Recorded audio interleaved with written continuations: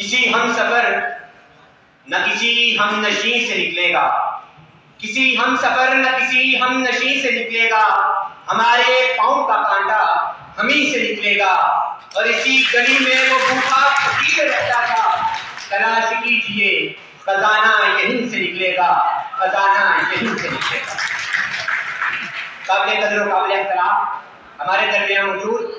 حضرات، دیگر اساتذہ کرام، سینئر حضرات اور شام مصر و شب شیراز کے متوالوں، سرزمین علی گڑھ کے بلند آکاش کو جھکانے والوں، اس زمین پر باطل کو شکست پاش دینے والوں، سر سید کے چمن کے نونہالوں، السلام علیکم ورحمۃ اللہ وبرکاتہ۔ سب سے پہلے میں آج اس عظیم موقع پر سر سید علیہ رحمہ کو خراج عقیدت پیش کرتا ہوں کہ جن کی قربانیوں کو روز قیامت تک نہیں بلایا جا سکتا۔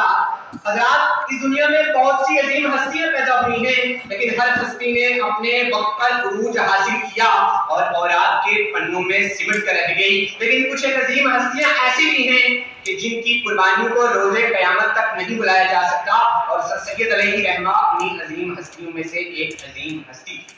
حضرات، میرے ذہن میں جب بھی سر سید علیہ رحمہ کا نام آتا ہے تو میرے ذہن میں یہ سوال پیدا ہوتا ہے کہ یہ سر سید احمد خان کون تھے؟ تو میرے لب سے اور میرے سامنے سے مختلف جواب سنائی دیتے ہیں۔ کوئی کہتا ہے کہ سر سید علیہ رحمہ وہ عظیم ہستی تھی کہ جس نے جہالت کی تاریکیوں کو نور سے منور کر دیا۔ کہیں سے آواز آتی ہے کہ سر سید علیہ رحمہ وہ عظیم ہستی تھی کہ جس نے ٹوٹے ہوئے سہاروں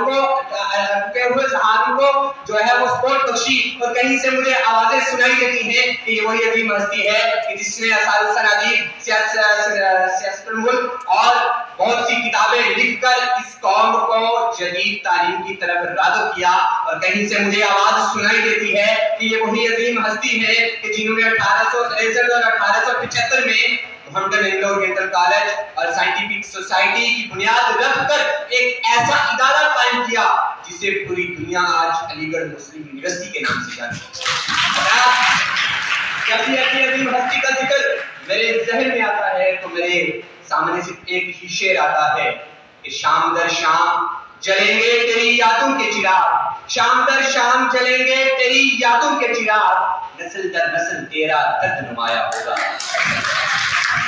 کیونکہ ہندوستان کے لیے 19ویں صدی بہت بڑی صدی تھی۔ یہ وہ دور تھا کہ جب مغل سامراج پورے ہندوستان میں ختم ہونے کو تھا اور پورے ہندوستان میں انگریزوں کا دور دورہ تھا۔ حضرات،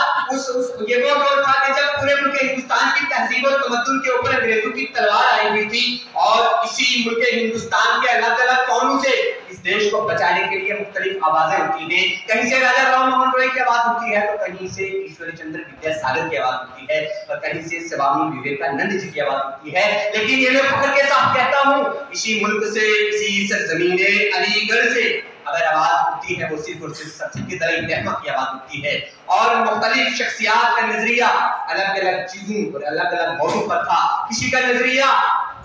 برہمو سماج پر تھا اور کسی کا آریہ سماج پر، لیکن سر سید علیہ رحمہ واحد ایک ایسی عظیم ہستی تھی کہ جن کا نظریہ صرف اور صرف تعلیم و تربیت پر تھا۔ اور حضرات، میں آپ کو بتانا چاہتا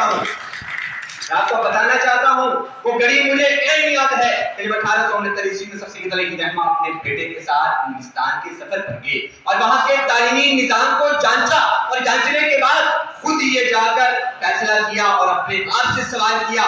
کہ کاش ہماری قومیں بھی ایسی ہوتی، آئے ہماری قومیں ایسی کیوں نہیں، اور وہاں سے واپس آ کر ان کے ہندوستان کی پچھڑی ہوئی قوموں کو تھاما۔ اور جب بھی میں سر سید علیہ رحمہ کی ان ساری کی ساری قربانیوں کو یاد کرتا ہوں